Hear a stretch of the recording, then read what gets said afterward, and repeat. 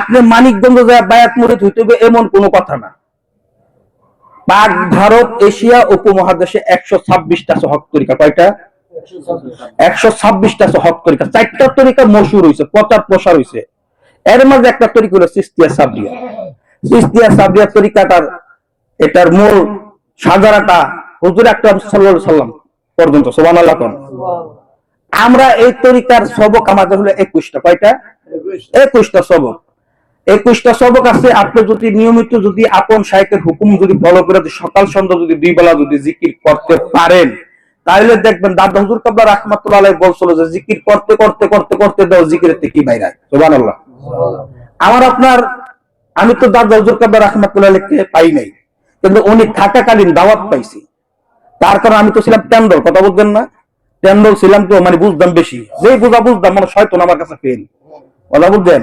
এত বুঝা বুঝি।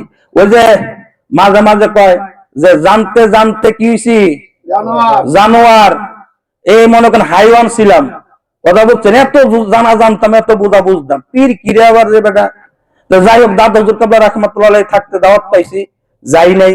পরে তো বর্তমান শাইখের হাতে বায়াত মুরিদ হইলাম। দাদা হুজুর কাবলার অনেক অমীয় বাণী, অনেক সময় আমার পবিত্র আমার শাইখের পবিত্র জবান থেকে আমরা মাঝে মাঝে শুনি, এবং অনেক ভাইদের মুখ থেকে শুনি যে কি বলছে, জ্ঞান জ্ঞান জ্ঞান জ্ঞান না করে ধ্যান করতে শিখো, আসল জ্ঞানী তো ধ্যানে। সুবহানাল্লাহ। তাহলে জ্ঞান জ্ঞান করতে পারো, আমার জীবনের ধ্যান নাই। মুর্শিদ কাবলা বলছে যার জীবনের ধ্যান নাই তার জীবনে জ্ঞান নাই, কথা ঠিক কিনা? আউন্তি আর যাউন্তি কুছ নেই পাউন্তি। পীরের দরবার আইলাম আর গেলাম, খিচুড়ি খাইলাম, রেজালের বেলা কি শূন্য, রেজালের বেলা কি শূন্য। তো ভাই ও দোস্ত বুজুর্গ, কিন্তু আমি তো শূন্যের জন্য তো আমি জানি আমার শূন্য জীবনটাকে পূর্ণ করার জন্য তো তোমার কাছে আসছি, কথা ঠিক কিনা? আমি যদি জিরো, এই জিরো যদি থাকি তাহলে তো আমার জিরোর কোনো দরকার নাই। আর আমার আপনার শাইখ বলছে, বাবা রে, আমার কাছে আসার পর তোমার যদি কোনো কিছু যদি পরিবর্তন যদি না হয়, তাহলে অন্য কোনো পীরের দরবারে যায় তার সোহবতে থাকো, কারণ তোমার একলার দরকার, আত্মশুদ্ধির দরকার আছে, কথা ঠিক কিনা? আমার এখানে যে থাকতে হবে এমন কোনো কথা না। আমার ওষুধ খাওয়ার পরে তোমার রোগ যদি ভালো না, তুমি অন্য ডাক্তার দেখাইবে না? তোমার হলো রোগ সারার দরকার, কথা ঠিক কিনা? ফি কুলুবিহিম মারাদুন, আমার কলবে মনে করো রোগে আক্রান্ত, বেদিতে আক্রান্ত। দেহের যদি রোগ হয়, এটার জন্য ডাক্তারের কাছে নাপা খাই, এইস খাই, অমুক খাই, তমুক খাই, দেহের সুস্থতার জন্য। কলবের যে অসুস্থ হয়ে রয়েছে, এই কলবের চিকিৎসা করার জন্য কোন ডাক্তারের কাছে গেছি, কোন ডাক্তারের শরণাপন্ন হয়েছি? কোন ডাক্তারের কাছে তো যাই নাই। তাহলে কলব চিকিৎসা করার জন্য কলবের ডাক্তারের কাছে যাওয়ার দরকার আছে না নাই? আছে। তাহলে মানিকগঞ্জ যাইতে হবে এমন কোনো কথা না। আপনার মন, আপনার দেশ যেখানে সাক্ষী দেয়, তবে পীর হক হইতে হবে, কথা ঠিক কিনা? পীর কি হইতে হবে? হক হইতে হবে। তার কারণ আমার শাইখ উনি একটা জরিপ করে বলছিলেন যে বাংলাদেশে 48,000 পীরের দরবার আছে। কয় হাজার? একটা ধারণা দিছে আরো বেশি। উনি একটা ধারণা দিচ্ছে বাংলাদেশে 48,000 পীরের দরবার আছে, মানিকগঞ্জ দরবার শরীফ একটু ব্যতিক্রম। সুবহানাল্লাহ। শুধু মানিকগঞ্জ দরবার শরীফ তো ব্যতিক্রম না, মানিকগঞ্জের পীরও ব্যতিক্রম, কথা ঠিক কিনা? খালি মানিকগঞ্জের পীর তো ব্যতিক্রম না, মানিকগঞ্জের মুরিদও ব্যতিক্রম। সুবহানাল্লাহ, কথা ঠিক কিনা? আপনি আমি অন্যদের সবাই ভালো, যার যার স্ব স্থানে কি সবাই ভালো, কারো কোনো সমালোচনা করি না। একটা কথা বলতেছি, মানে আমি আমার পক্ষ থেকে, যত তরিকতপন্থী আছে আমাদের মানিকগঞ্জ দরবার শরীফের পীর ভাইদের প্রতি, পীর ভাইদের যে একটা আন্তরিকতা, যে একটা মহব্বত, এটা কোনো অন্য কোন তরিকতপন্থী মানুষের মাঝে আমি অন্তত পক্ষ পাইনি। না আপনারা পাইলে পাইতে পারেন, থাকতে পারে, আমি পাইনি। আমাদের মাঝে যে আন্তরিকতা, যে একটা মহব্বত, শুধু তাই না, মানিকগঞ্জের টুপিটা যদি মাথায় যদি থাকে, গেছেন চাইনাতে এক পীর ভাই, হ্যার মাথায় টুপি নাই, মনে করে হ্যাঁ প্যান্ট শার্ট টাইপ এমন কোন জব করতেছে, ওখানকার যে সিস্টেম, ওই ইউনিফর্ম, ওই রুল মোতাবেক সে করতে, কিন্তু মানিকগঞ্জের মুরিদ। কিসের মুরিদ? মানিকগঞ্জের মুরিদ। মাথায় খালি দেখছে টুপিটা মানিকগঞ্জের।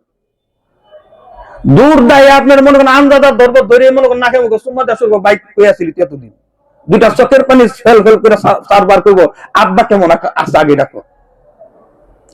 বইয়ার পরে আপনি টান দেন কি খাইবেন, কি খাওয়াই আপনার খুশি করব, সে এই কাজে ব্যস্ত থাকবো। হ্যার জেন্ডার ডিউটি যেতেছে খবর নাই, যে আজকে অ্যাবসেন্ট গেলে অ্যাবসেন্ট যাইবো, পাইছি আমার একটা আত্মার ভাইরে, রুহানি ভাইরে। সুবহানাল্লাহ। কথা ঠিক কিনা? খাপে খাপে মিশাই নেন। মানিকগঞ্জের পীর ভাইরা যারা আছেন, আমি তো বিভিন্ন জায়গায় কত উদাহরণ, কত জায়গায় গেছি, এরকম অনেক সম্মান, অনেক শ্রদ্ধা পাইছি একমাত্র আমার শাইখের উসিলায়। সুবহানাল্লাহ কোন। এই যে নুরু ভাই বসে আছে, আমি সেই বাড়ির থেকে সামনে সামনে প্রশংসা করতেছি না, মানে উদাহরণটা বোঝানোর জন্য বলতেছি। ঢাকার থেকে আসছি, ব্রাহ্মণবাড়ির থেকে আসছি, আমি কয়েকদিন একটা ব্যবসা বাণিজ্যের জন্য এখানে খোঁজ করতেছিলাম। এই নুরু ভাইয়ের দোকানে এক বাটির ভাত নুরু ভাইয়ের আমি ভাগ করে দুপুরবেলা খাইছি। সুবহানাল্লাহ কোন। উনি পারতো না একলা খাইতে? পারতো কি পারতো না? এক বাটি ভাত দুই ভাই মিলে ভাগ করে খাইছি। এটাই তো পরমাত্মীয়। আপনার মার পেটের ভাই আপনার দেখলে পিস ঘুরাই লইব, আপনার মার পেটের ভাই আপনি গেলে কইব অনতরান হইছে না, অজুহাত দেখাইতে পারবো। কিন্তু কোন পীর ভাই সে কখনো অজুহাত দেখাইবো না।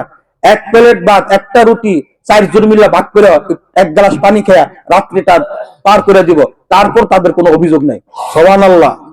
এটাই তো সাহাবাদের আদর্শ। কার আদর্শ? সাহাবাদের আদর্শ। বন্ধুরা আমার গভীর মনোযোগ। এক সাহাবী আর এক সাহাবীর বাড়িতে যায় মেহমান হয়ে গেছে। বাড়ির মাঝে শুধু স্বামীর জন্য সাহাবীর বিবি খানা রাখছে, 2টা রুটি আর একটু গোস্ত রাখছে। এবার যেহেতু বাড়িতে যেহেতু আরেকটা সাহাবী আসছে মেহমান হইয়া, এবার বিবি বলতেছে, ওগো স্বামী, বাড়িতে যে খানা আছে এই খানা তো শুধু তোমার হইবে, কিন্তু 2 জনের হবে না। এবার স্বামী বলতেছে, বিবি রে, আমার সাথী ভাই আমার বাড়িতে মেহমান হয়ে আসছে, আমি তাকে না খাই আমি তো খাইতে পারি না। ওরে বিবি, আমি রাতটা যে কোনো ভাবে পার করতে পারবো, তুমি তাতে কোনো টেনশন করো না। তুমি গোস্তের বাটিটা রুটির বাটিটা যখন পাঠাইয়া দিবা, দেওয়ার সাথে সাথে ঘরের আলোটা তুমি নিভাই ফেললো। কন্যা সুবহানাল্লাহ। বন্ধুরা আমার গভীর মনোযোগ। এবার বিবি কি করলেন, ওই গোস্তের বাটিটা আর রুটির বাটিটা যখন দিলেন, সেই মুহূর্তে আলোটা নিভে দিলেন। বলতেছে, আরে কপিতে তো তেল নাই, ল্যাম্পে তেল নাই, আলো তো জ্বলবে না। এবার সাহাবী বলতেছে, সমস্যা নাই, অন্ধকারের মাঝে আমরা খাইয়া অভ্যস্ত, আমরা খাইতে পারবো। কন্যা সুবহানাল্লাহ।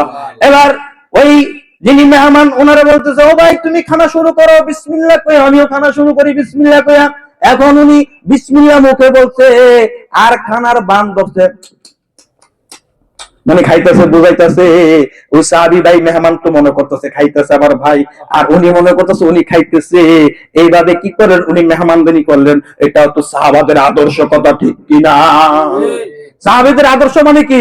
এটা হুজুর আকরাম সাল্লাল্লাহু আলাইহি সাল্লামের আদর্শ। সুবহানাল্লাহ।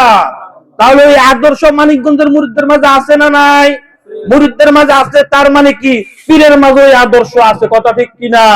পীরের মাঝে যদি আদর্শ যদি না থাকতো, তাহলে মুরিদদের মাঝে কখনোই আদর্শ বাস্তবে রূপ নিত না। কথা ঠিক কিনা?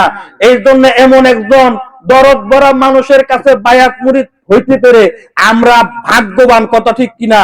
আমরা কি বেজার না খুশি? তাহলে বলে একবার আলহামদুলিল্লাহ, আলহামদুলিল্লাহ, আলহামদুলিল্লাহ।